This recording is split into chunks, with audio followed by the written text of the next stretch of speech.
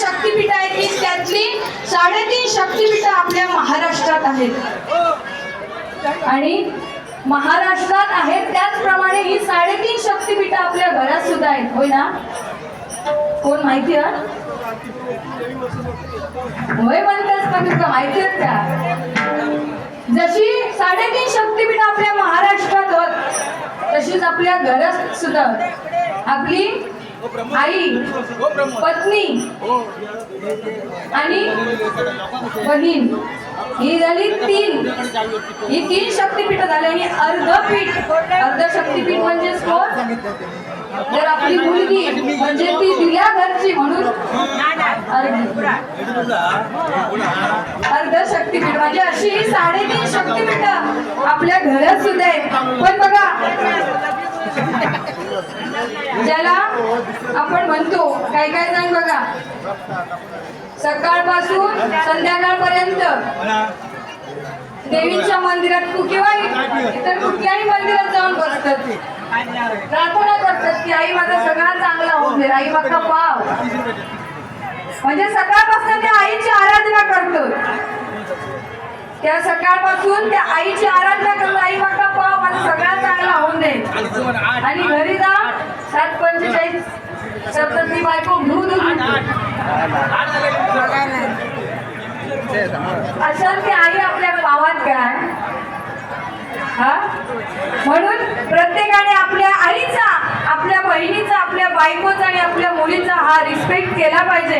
कारण बुवा त्या महाराष्ट्र शासनाक सुद्धा माहिती आहे की नारी शक्तीची ताकद काय आहे, होय ना? बुवाचा सकाळची ना ट्रेन मधला दमलं कारण एका परत रिटर्न मुंबईत जाऊचा. खरोखरच आमच्या बुवांसाठी एकदा जोरदार टाळ्या झाल्याच पाहिजेत, कारण नुकताच जॉब काय लागला त्यामुळे सुट्टी टाकूक ते का मिळत नाही. म्हणून लवकरात लवकर जेवढं म्हणजे कार्यक्रम चालू होईल तेवढा बरा. पण त्या महाराष्ट्र शासनात सुद्धा बुवा समजला की या नारी शक्ती मध्ये ताकद किती आहे. कारण आज पुरुषाच्या खांद्याला खांदा लावून आज या ठिकाणी महिला बहुसंख्येने उपलब्ध आहेत. खरोखर त्यांच्यासाठी महिलांसाठी एकदा जोरदार टाळ्या झाल्या पाहिजे. कारण दगड पिसून कधी मैदान नाही झाला, दगड पिसून कधी मैदान नाही झाला आणि या तळवणे आणि बाप तळवण्यातील महिलांना अजून झुकवणारा पैदा नाही झाला, अजून झुकवणारा पैदा नाही झाला.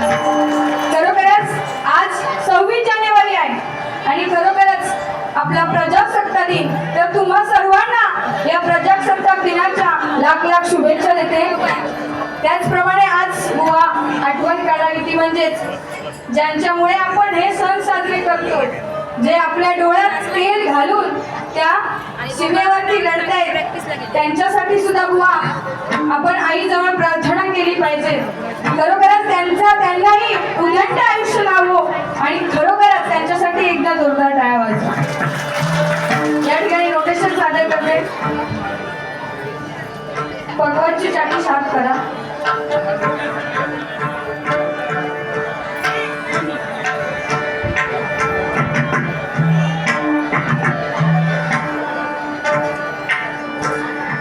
त्याचप्रमाणे खरोखरच बघा या ठिकाणी नामस्मरण होणं गरजेचं आहे. कारण आज कार्यक्रमाच्या निमित्तानं आज या बुवा भजनाला पसंती दिली आहे.